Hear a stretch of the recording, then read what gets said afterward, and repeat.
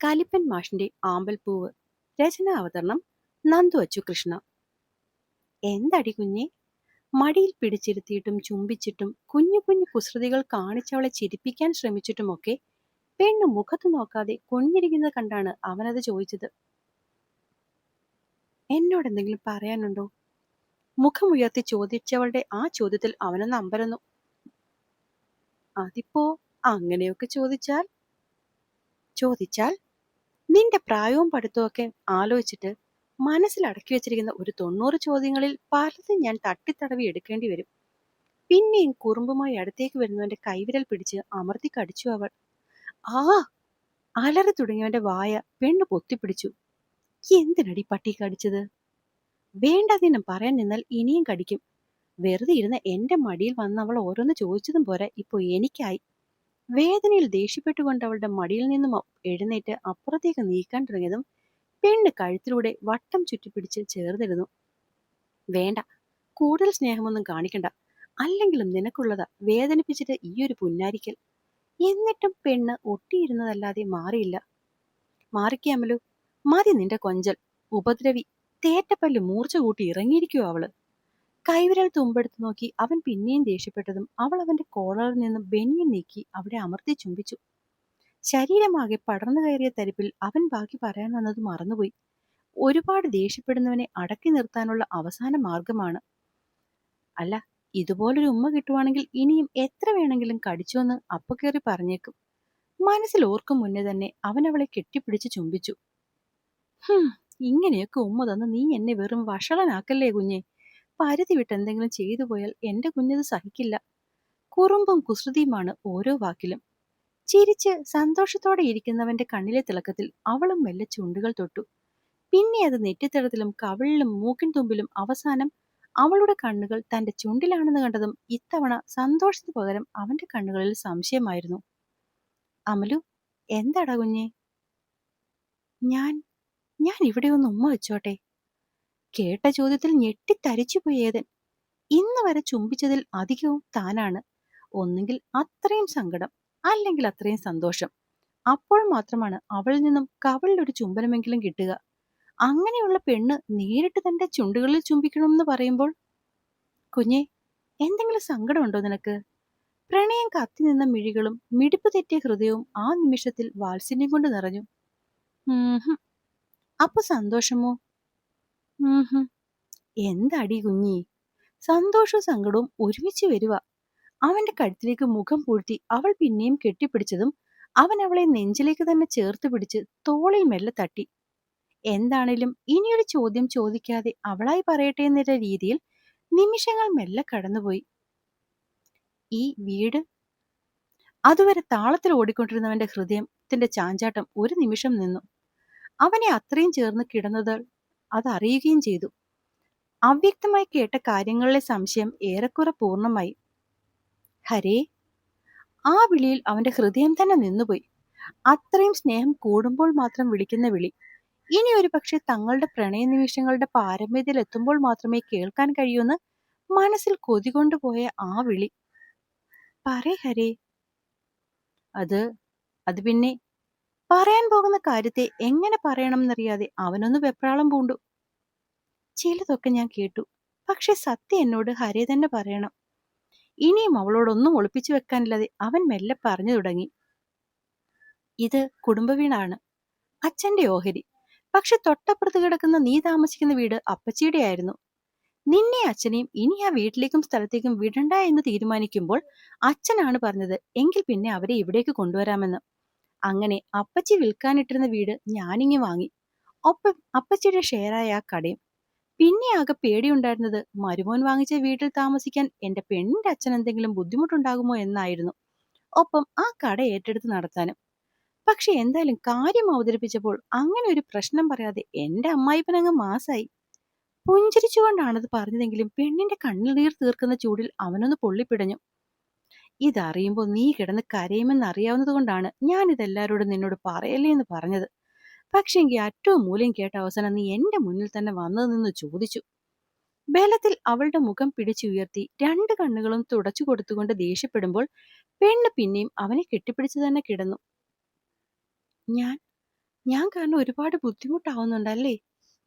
അന്നത്തെ ഹോസ്പിറ്റൽ ബില്ലും പിന്നെ ഇങ്ങോട്ടുള്ള വീട്ടിലെ ചെലവും ആശ്രമത്തിലെ ചിലവും ഇപ്പോ ഈ കടയും. അവൾക്കങ്ങ് സങ്കടം വരുന്നുണ്ടായിരുന്നു. പക്ഷെ അവളുടെ ആ ചോദ്യം അവനെ ചെറുതല്ലാത്ത രീതിയിൽ ദേഷ്യപ്പെടുത്തി. മനസ്സിലായില്ല. അതുവരെ ചേർന്നിരുന്ന പെണ്ണിനെ മടിയിൽ നിന്നും പിടിച്ച് നേരെ നിർത്തി അവനും എഴുന്നേറ്റു. വരിഞ്ഞു മുറുകിയ മുഖത്തോടെയുള്ള ആ ചോദ്യത്തിൽ നിന്ന് തന്നെ അറിയാമായിരുന്നു തന്റെ സംസാരം അവൻ ഇഷ്ടമായില്ലെന്ന്. അത് പിന്നെ ഒരുപാട് കാശ്. ബാക്കി എന്തെങ്കിലും കേൾക്കും മുന്നേ തന്നെ അവൻ അവളെ മുറിക്ക് പുറത്തേക്ക് കൊണ്ടുപോകാൻ ശ്രമിച്ചതും പെണ്ണവനെ പിടിച്ചു നിർത്തി ചുണ്ടിലേക്ക് തന്റെ രണ്ട് ചുണ്ടുകളെയും അമർത്തി വെപ്പിച്ചു. പിണങ്ങല്ലേ, എനിക്ക് അത്ര ഇഷ്ടാണ്. ഇരമ്പിയെത്തിയ ദേഷ്യത്തിന് മുകളിൽ ഒരു കുടം മഞ്ഞ് വീണ പോലെ അവനൊന്നറച്ചു. പിന്നെ ആ കുഞ്ഞി പെണ്ണിനെ ഒതുക്കി ചേർത്ത് പിടിച്ചു. ഇനിയുള്ള 3 മാസങ്ങൾ നിന്റെ പൂർണ്ണമായ ശ്രദ്ധയും ക്ഷമയും ചിന്തകളുമെല്ലാം പഠിത്തത്തിൽ മാത്രമായിരിക്കണം. ഇത്രയും ദിവസം പഠിച്ചതുപോലൊന്നും പോരാ. ഇങ്ങനെ സാധാരണയായി പഠിക്കാനാണെങ്കിൽ കഴിഞ്ഞ വർഷം കിട്ടിയ റാങ്ക് പോലും നിനക്ക് കിട്ടില്ല. അറിയാമല്ലോ, നിനക്ക് വേണ്ടി ഈ വർഷം ക്ലാസ്സിന് പോകുന്നില്ല എന്ന് പോലും പറഞ്ഞിരിക്കുക നിന്റെ കൂട്ടുകാർ. അവരെ നീ നിർബന്ധിച്ച് പഠിക്കാൻ അയക്കുമ്പോൾ അവർക്കൊരു വാക്ക് നീ കൊടുത്തിരുന്നു. അവർക്ക് മാത്രമല്ലല്ലോ, അച്ഛനും വിഷ്ണുവേട്ടനും വസുവേട്ടനും. പിന്നെ അവളുടെ കണ്ണുകൾ അവനുമായി മാത്രം കൊരുത്തു നിന്നു. അതിൽ നിന്നും മിഴികൾ മാറ്റി പിന്നെയും അവളുടെ മാഷാവാൻ ഏതിന് ഒരല്പനേരം വേണ്ടി വന്നു. അപ്പോ എല്ലാരോടുമുള്ള വാക്കുകൾ പാലിക്കാൻ നിനക്ക് നിന്റെ അടുത്ത് ഇനി 3 മാസമേ ഉള്ളൂ. അതുകൊണ്ട് ഇനി മുന്നോട്ടുള്ള ഓരോ നിമിഷവും നിനക്കൊന്ന് ശ്വാസം വിടാൻ പോലും നേരം സമയമില്ല. ആ ഓർമ്മയിൽ വേണം കാര്യങ്ങളൊക്കെ ടൈം ടേബിൾ ആക്കാൻ. അവളെ പഠിപ്പിക്കാനായി അടുത്തു പിടിച്ചിരുത്തുമ്പോൾ അവൻ ആദ്യം പറഞ്ഞ കാര്യങ്ങൾ ഇതൊക്കെയായിരുന്നു. കഴിഞ്ഞ ദിവസം മുതൽ അശോകൻ കടയിൽ പോയി തുടങ്ങി. വിഷ്ണുവും വസുവും ജോലിക്കും. അങ്ങനെ ഇന്നു മുതൽ അവർ വീണ്ടും പഠിത്തം തുടങ്ങുകയാണ്. ഞാൻ പറയുന്നതൊക്കെ നിനക്ക് മനസ്സിലാവുന്നില്ലേ കുഞ്ഞെ? ഒരു ചെറു പുഞ്ചിരിയോടെ അവനെ നോക്കി തലയാട്ടി അവൾ പഠിക്കാനായി ബുക്ക് തുറന്നു. ആ നിമിഷം അവൾ ഒരു വിദ്യാർത്ഥിനിയും അവൻ അവളുടെ പ്രിയപ്പെട്ട അധ്യാപകനും മാത്രമാവുകയായിരുന്നു. സിദ്ധുമോനെ, അവരെ എവിടെയാണെന്ന് വല്ലോ അറിഞ്ഞോ? ഇല്ല അമ്മായി. ആശ്രമത്തിൽ നിന്ന് അവളും മാമനും കൂടി എങ്ങോട്ടോ പോയതെന്ന് ഒരറിവുമില്ല. ഞാനാണെങ്കിൽ ഇന്നലെ കൂടി ആശ്രമത്തിലേക്ക് പോയിരുന്നു. അവിടെയുള്ളൊരു സെക്യൂരിറ്റിയെ മണിയടിച്ച് ചോദിച്ചപ്പോൾ അറിയാൻ പറ്റിയത് ഏതോ കാറിൽ ആരോ വന്ന് കൂട്ടിക്കൊണ്ടു പോയെന്ന് മാത്രമാ. ഞാനാണെങ്കിൽ എന്റെ കയ്യിലിടുന്നൊരു ഫോട്ടോ ഒക്കെ കാണിച്ചു കൊടുത്തപ്പോൾ അയാൾക്ക് അങ്ങോട്ട് ആളെ തിരിച്ചറിയാൻ പറ്റുന്നില്ല. അവന്റെ ശബ്ദത്തിലാകെ നിരാശ നിറഞ്ഞു. അതിപ്പോ നീ കൂടുതലൊന്നും അന്വേഷിക്കാൻ വേണ്ട. ഒന്നെങ്കിൽ വിഷ്ണു, അല്ലെങ്കിൽ നിന്റെ മൂത്ത അമ്മാവൻ. അവർ പല്ല് കടിച്ച് ഫോണുമായി വന്ന് കട്ടിലേക്കിരുന്നു. എന്തായാലും മാമനല്ല അമ്മായി. അന്ന് പുള്ളി ഇവിടെ ഒരു പാടത്തിന്റെ കേസുമായി അടുത്ത് തന്നെ ഉണ്ടായിരുന്നു. എന്നാൽ ആ വിഷ്ണു ആയിരിക്കും. അങ്ങനെയാണെങ്കിൽ ആ ചെറുക്കൻ സ്ഥലം പറഞ്ഞു തരില്ല. നീ ഒരു കാര്യം ചെയ്യുമോനെ, എങ്ങനെയെങ്കിലും ഒരു ഇത്തിരി സ്നേഹത്തിൽ വടകി നിന്റെ മൂത്ത മാമനോടും അമ്മായിയോടും ആ സ്ഥലം ഒന്ന് ചോദിച്ചറിയാൻ നോക്ക്. എന്നിട്ട് ഞാൻ നേരെ അങ്ങോട്ട് പൊക്കോളാം. അതല്ലാതെ അവരുടെ അടുത്ത് നിന്ന് മാറി നിന്നവളെ നിർബന്ധിച്ച് സമ്മതിപ്പിക്കാനൊന്നും ഇനി പറ്റുമെന്ന് തോന്നുന്നില്ല.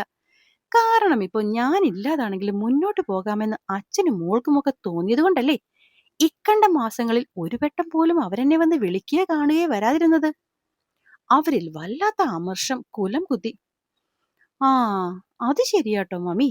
ഞാനും വിചാരിച്ചില്ല മാമി ഇറങ്ങിപ്പോയി കഴിഞ്ഞാൽ അവര് വന്ന് വിളിക്കില്ലെന്ന്. സത്യം പറഞ്ഞാൽ ഞാൻ കരുതിയിരുന്നത് മാമി ഇവിടെ നിന്നാൽ രണ്ടുണ്ടെന്ന് അവൾ കരഞ്ഞു കാലു പിടിച്ചാണെങ്കിലും മാമിയെ മാമന്റെ അടുക്കിലേക്ക് കൊണ്ടുപോകും. വല്ലാത്തൊരു നിരാശയുണ്ടായിരുന്നു അവന്റെയും ശബ്ദത്തിൽ. ഞാനും അതേ മോനെ. കാരണം ഇന്ന് വരെ ഞാനില്ലാതെ നിൽക്കാത്ത കൊച്ചാണ്. ഒപ്പം വരില്ലെന്ന് പറഞ്ഞാൽ എന്ത് പറഞ്ഞിട്ടായാലും സമ്മതിച്ചെന്നെ കൂട്ടിക്കൊണ്ടുപോകുമെന്ന് കരുതിയെടുത്ത് ഇത്രയും മാസമായിട്ട് അച്ഛന്റെയും മോളുടെ ഒരു വിവരവുമില്ല. അവരിലും നിരാശ തന്നെയായിരുന്നു. ഇതൊക്കെ കൊളാക്കിയത് വിഷ്ണുവും മാമനും കൂടിയാ. അശോക മാമനെ നോക്കാൻ കാശില്ലാതെ വരുന്ന അവസരത്തിൽ ഞാൻ എന്തു പറഞ്ഞാലും അവൾ കേൾക്കൂന്ന് ഞാനങ്ങ് ചിന്തിച്ചു. അത് നശിപ്പിച്ചതേ അവനാണ്. അല്ലെങ്കിൽ ആ ഹോസ്പിറ്റലിൽ 1.5 ലക്ഷം രൂപ ബില്ല് വന്ന സമയത്ത് അത് അടയ്ക്കാൻ വേണ്ടി അവൾ എന്തായാലും നമ്മൾ പറയുന്നത് കേട്ടനെ. പക്ഷെ ആ സമയത്ത് കെട്ടിയെടുത്തുകൊണ്ട് കാശുമായിട്ട് അവനിങ്ങി വന്നില്ലേ. അല്ല അമ്മായി, എനിക്ക് അതൊന്നും അല്ല മനസ്സിലാവാത്തത്. 100ന്റെ കൂടെ 100ഉം കൂടി ചേർത്ത് വയ്ക്കാൻ ഇല്ലാത്തവനാണ് ഈ 1.25 ലക്ഷമായി വന്നത് എന്ന. സത്യവാസിത്വം മോനെ, 1 രൂപയുടെ കൂടെ 1 രൂപയും കൂടി ചേർക്കാൻ ദാരിദ്ര്യം പറയുന്നവരൊക്കെയാണ് ഇത്രയും വലിയ കാശ് വീശി എറിഞ്ഞത്. വന്നതും പോയതും ഒക്കെ മാമി വിട്. എങ്ങനെയെങ്കിലും ഞാൻ മാമനും ആമ്പലും ഉള്ള സ്ഥലം കണ്ടുപിടിച്ചു തരാം. ഇനിയിപ്പോ അവര് വന്ന് വിളിച്ചിട്ട് പോകാൻ വേണ്ടി മാമി കൂടുതൽ അഭിമാനവും കൈ പിടിച്ചിരിക്കണ്ട കേട്ടോ. സ്ഥലം പറഞ്ഞു കഴിഞ്ഞാൽ അപ്പൊ തന്നെ അങ്ങോട്ട് വിട്ടോ. എന്നിട്ട് ഇത്രയും പെട്ടെന്ന് ഞങ്ങളുടെ കല്യാണം നടത്താനുള്ള മാർഗം എന്താണെന്ന് വെച്ചാൽ നോക്ക്. അല്ലെങ്കിലും ഞാനും അത് തന്നെയാ മോനെ കരുതി വെച്ചിരിക്കുന്നത്. അവർക്ക് എന്നെ വേണ്ടെങ്കിലും എനിക്ക് അങ്ങനെയല്ലല്ലോ. സത്യം പറയാലോ, ഇവിടെ എന്റെ ആങ്ങളെയും ഭാര്യയും ഒക്കെ എന്നെ കയ്യിലാ കൊണ്ടു നടക്കുന്നത്. ഞാൻ ഇവിടെ നിന്ന് പോകണമെന്ന് പറയുമ്പോ പോലും ചേച്ചി പോവല്ലേ, അവൾ വന്ന് വിളിക്കട്ടെ, നമുക്ക് അഭിമാനമാ വലുത് എന്നൊക്കെയാ പറയുന്നത്. പക്ഷെ അതൊക്കെ വേണ്ടാന്ന് വെച്ചിട്ടാണെങ്കിലും ഞാൻ പോകാമെന്ന് സമ്മതിച്ചത് എന്തുകൊണ്ടാന്ന് അറിയോ സിദ്ധുമോനെ? അറിയാം അമ്മായി. അമ്മായിക്ക് എന്നോടുള്ള സ്നേഹം കൊണ്ടല്ലേ. ഉം അതെന്റെ മോനെപ്പോഴും ഓർമ്മയുണ്ടായാൽ മതി. അത് പിന്നെ ഞാൻ മറക്കുമോ അമ്മായി? എന്റെ അമ്മയ്ക്കും പെങ്ങൾക്കും പോലും എന്നോടില്ലാത്ത സ്നേഹമാണ് അമ്മായിക്ക് എന്നോടെന്ന് എനിക്കറിയാം. അവരുടെ തേൻ പുരട്ടിയ വാക്കുകൾക്ക് ശർക്കര പുരട്ടിയ മറുപടി പെട്ടെന്ന് തന്നെ തിരിച്ചെത്തി. എന്തായാലും മോൻ സ്ഥലം അറിഞ്ഞു വെക്ക്. മാമി പോകാം. ആ മോനെ പിന്നെ പറഞ്ഞോ അമ്മായി. മോൻ അങ്ങ് പറഞ്ഞില്ലേ മറ്റേ 50 സെന്റ് എഴുതി വെക്കുന്ന കാര്യം? ആ അതിന് അത് മോൻ എന്തായാലും ചെയ്യണം കേട്ടോ. അപ്പോ അവക്ക് മനസ്സിലാവും മോനോട് അവൾക്ക് എത്ര സ്നേഹമുണ്ടെന്ന്. ഉറപ്പായിട്ടും എഴുതി കൊടുക്കും അമ്മായി. അതിലൊരു തർക്കമില്ല. ഹും കുറെ നേരമായില്ലേ ഈ ഫോണിൽ ഒട്ടിപ്പിടിച്ചിരിക്കാൻ തുടങ്ങിയിട്ട്. ആ സിങ്കി കിടക്കുന്ന പാത്രമൊക്കെ ഇനി ആര് കഴുകുമെന്നാ? അലറിക്കൊണ്ടുള്ള നാത്തൂന്റെ ചോദ്യം കേട്ടതും അതുവരെ ഫോണിൽ സിദ്ധുവിനോട് തേനും പാലും പോലെ സംസാരിച്ചു കൊണ്ടിരുന്നവരുടെ കയ്യിൽ നിന്നും പെട്ടെന്ന് ഫോൺ നിലത്തേക്ക് വീണു. ഞാൻ ഞാൻ അങ്ങോട്ട് വരുമായിരുന്നു. നാത്തൂൻ പറഞ്ഞതല്ലോ അവൻ കേട്ടോ എന്നുള്ള പേടിയിൽ ഫോൺ നോക്കുമ്പോൾ കണ്ടു അത് കട്ടായിട്ടുണ്ടെന്ന്. ആശ്വാസത്തോടെ ശ്വാസം എടുത്ത് നേരെ നോക്കുന്ന മഞ്ജു കാണുന്നത് തുള്ളിക്കൊണ്ട് നിൽക്കുന്ന നാത്തൂനെയാണ്. ഞാൻ അടുക്കളയിലോട്ട് പോവാ, നീ പൊക്കോ. പോകുവാ ഞാൻ. പക്ഷെ പോയതിന്റെ പിറകെ പിന്നെയും ഫോണിൽ കുത്താൻ നോക്കിയാലാ. ഹാ നേരിട്ട് കാണുമ്പോൾ ചേച്ചീന്ന് തികച്ച് വിളിക്കാത്തവളായിരുന്നു. അങ്ങേരും മോളും എവിടെയാണെന്നൊന്ന് അറിയട്ടെ. ഒന്നിറങ്ങും ഞാൻ ഈ പടിയില്. അത് കഴിഞ്ഞിട്ട് വേണം എനിക്ക് നിന്റെ വീട്ടിലെ പാത്രവും ആഹാരവും ഒക്കെ ആര് കഴുകുന്നെന്നും ഉണ്ടാക്കുന്നെന്നും ഒക്കെ അറിയാൻ. കല തുള്ളിക്കൊണ്ട് മഞ്ജു അവർക്ക് പിന്നാലെ അടുക്കളയിലേക്ക് പോയി. അപ്പൊ കാണാവേ, അടുത്ത ഭാഗവുമായിട്ട് വേഗത്തിൽ വരാം. കൂട്ടുകാർക്ക് കഥ ഇഷ്ടമാവുന്നുണ്ടെങ്കിൽ ഒന്ന് സബ്സ്ക്രൈബ് ചെയ്തുകൂടി സപ്പോർട്ട് ചെയ്യണേ. നന്ദി.